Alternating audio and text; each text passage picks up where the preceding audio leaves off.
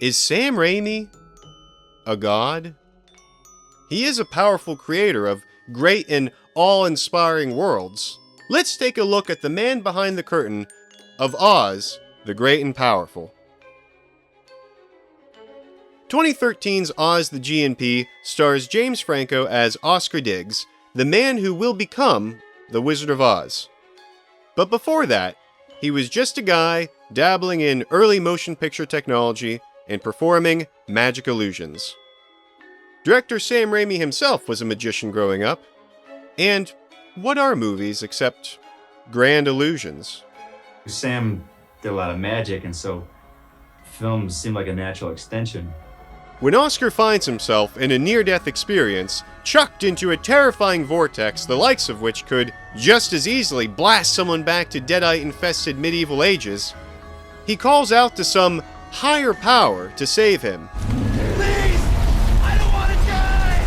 Get me out of here and I'll do great things! Please! Give me a chance! I promise I can change!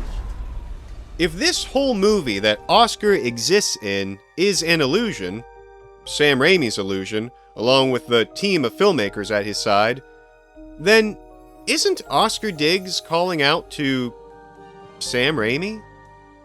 You talking back to me?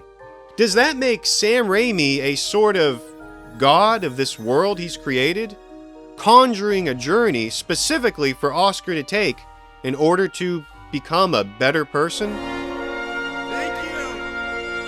Thank you! There's still hope for me! You won't regret this! I want you to do this right. You make this work, or I take you out. Well, Raimi, like Oscar, doesn't have any godlike magic powers in the real world.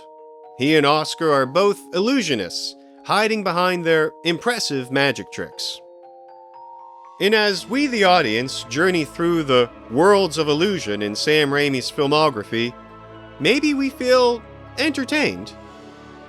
But sometimes, perhaps, when the curtain comes down and the credits roll, we feel inspired or uplifted. Perhaps we saw something along that yellow brick road that resonated with us, that we'll remember when we return to our daily lives. My goal is to thrill people with the movies, and hopefully, when I'm a good enough filmmaker, to uplift them.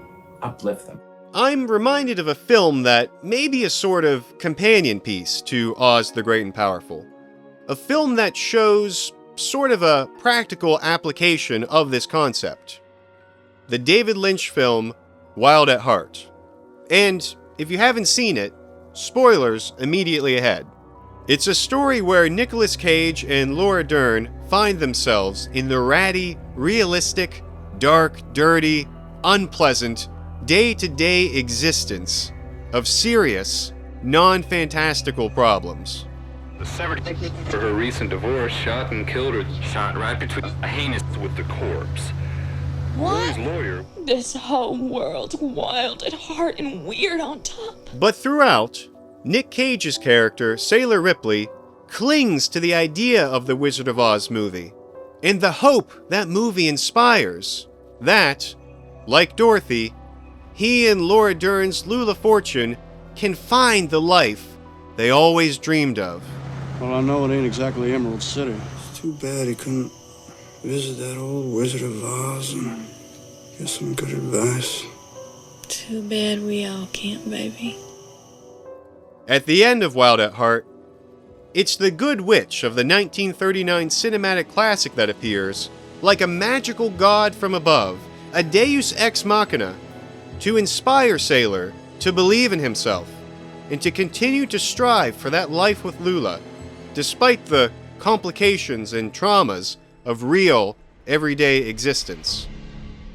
Although The Wizard of Oz is just a fantasy movie, it offered something to Sailor, just as it may offer something to each of us. There's something about The Wizard of Oz that's cosmic, and it talks to human beings in a deep way. I think any movie can have this sort of effect on a viewer.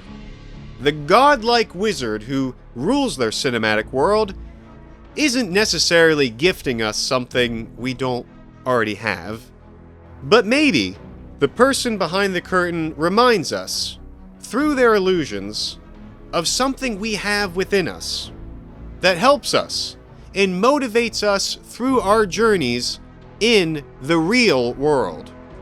As Sam Raimi's Oz the Great and Powerful shows us, the movie may be an illusion, but maybe the gifts the wizard gives us are true. And maybe that's real magic. Thanks for watching. Please like and subscribe, and if you want to hear more Sam Raimi analysis, there's hours of Spider-Man trilogy discussion over on the So Much to Tell channel. Tally ho!